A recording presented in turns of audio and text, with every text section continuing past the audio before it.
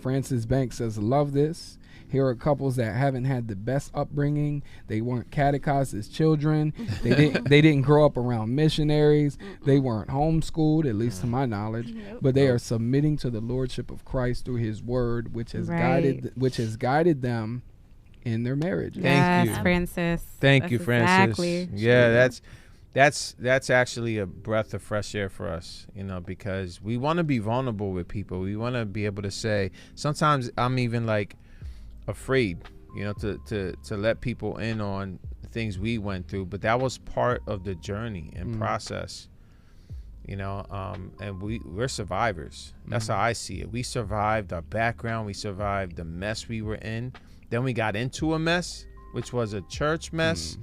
And, we survived that. So I see me and my wife as survivors. We got out of some crazy situations. 20 years later, we're still married, still together, in covenant, loving the Lord, loving His people. Some people just think that's not enough. It got to be this way, got to be that way. No, this is who we are, and we have a whole company of people in the Bible that we can identify with, that have flaws, that have weaknesses, that came out of situations themselves. But then you'll hear things like, I talk to y'all through dreams and visions, but with Moses, who was a murderer, I talked to him directly. David, a man after God's own heart, but then he did what he did. The Bible's full of flawed people that love Him, and that's who we are. No doubt. And so, yeah, that's encouraging, sis. I think more people in the church, especially those of us who come from these backgrounds, need to hear that more. They don't need to hear, oh, you're disqualified, or you're not worth it, or you need to do this and that and the third. Like, some people just need to hear, it's going to be okay. And I'm going to walk with you, Yeah. My favorite verse or two that comes to mind when it comes to dealing with anyone, my spouse, any relationship, is in Philippians 2, verse 3. I like to read the Amplified. Don't judge me. Do nothing from selfishness or empty conceit, through factional motives or strife, but with an attitude of humility, being neither arrogant nor self-righteous. Regard others as more important than yourself. Do not merely look out for your own personal interests, but also for the interests of others. That is the verse I try to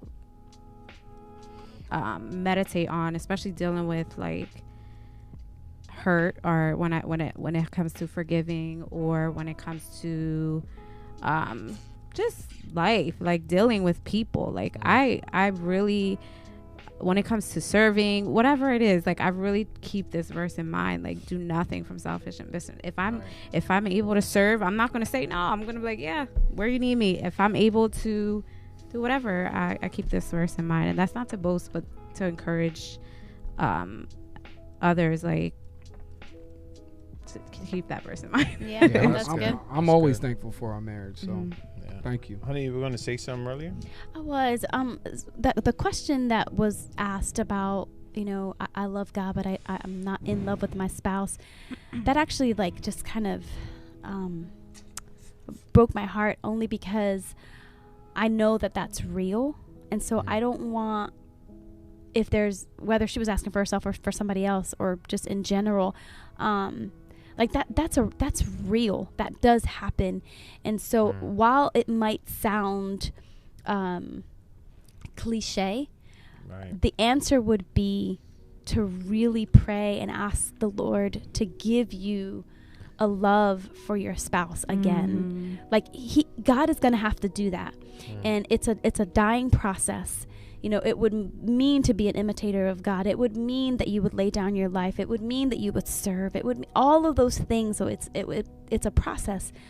But I would say to really pray and ask God, God, I need you. I need you to do this for me. I need you to give me a love for my husband. Would you do that, God, in me, and walk with somebody very close who you trust? Because whether you feel like you don't love your spouse anymore, or you don't feel like your spouse loves you, those are real things. and it's, you know, it could be, it's very hurtful. So yeah, I would just say, as cliche as it sounds, really pray.